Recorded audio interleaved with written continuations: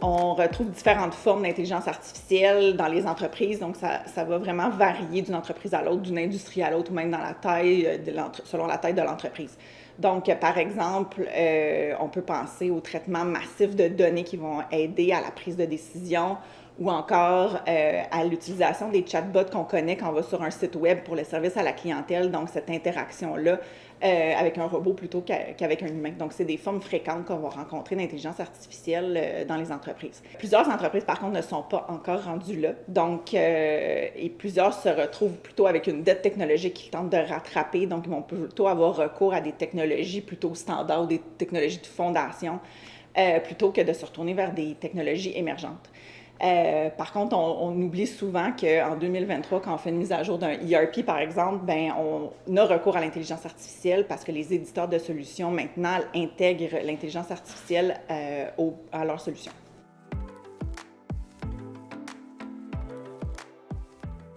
Oui, il y a trois sphères de compétences qui vont soit être d'autant plus sollicitées de par le genre de travail qu'on va faire avec l'IA ou qu'on ne pourra jamais vraiment encoder dans un algorithme. Le leadership, la vision et le relationnel. C'est vraiment dans notre nature humaine d'être capable de faire ça.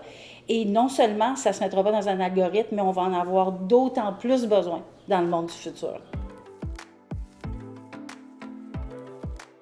Là où il faut vraiment que les organisations se concentrent, puis ça va les aider à tirer leur épingle du jeu, c'est de commencer à appréhender toute l'évolution des compétences en lien avec ça. Puis, on ne pourra pas aborder ça de la même manière qu'avant. Avant, on se disait, OK, nouvelle technologie ou nouvelle manière de fonctionner, voici une nouvelle compétence. Là, on est ailleurs. On se projette et de quoi est-ce qu'on aura besoin plus tard? De là, nos trois compétences dont on vient juste de parler. On doit être capable de se projeter. Fait en termes de développement des compétences, c'est vraiment par là qu'il faut s'y prendre. Ce que ça veut dire, c'est un rôle incroyablement important pour tout ce qui est le développement organisationnel. Parce qu'une fois qu'on va avoir cartographié, qu'on va s'être projeté, qu'on aura identifié nos pierres angulaires, nos futures compétences importantes, bien là, le développement organisationnel va être là pour dire comment on fait arriver ça, c'est quoi les différents parcours pour nos employés, comment on les soutient là-dedans. Et finalement, il y a la gestion de changement. Comprendre ce qui nous attend, aider les gens à appréhender vraiment ce à quoi ils vont avoir à faire face, c'est l'autre gros morceau du point de vue de la gestion de nos ressources.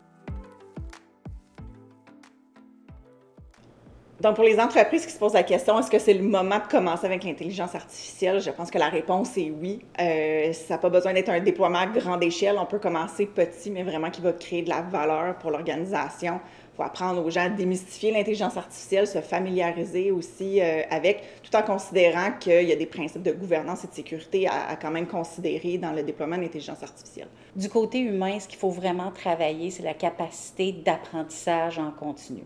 La capacité et l'intérêt aussi, parce qu'on commence à changer, à se transformer, ça n'arrêtera pas là, du jour au lendemain. L'autre chose, c'est de travailler notre capacité d'adaptation. C'est une force qui est profondément humaine, mais ce n'est pas nécessairement quelque chose qui a été beaucoup travaillé dans les dernières années. Donc, apprendre à être capable de réagir, de voir venir, d'être capable de se transformer, c'est l'autre élément, je dirais, qui est vraiment très important à court terme.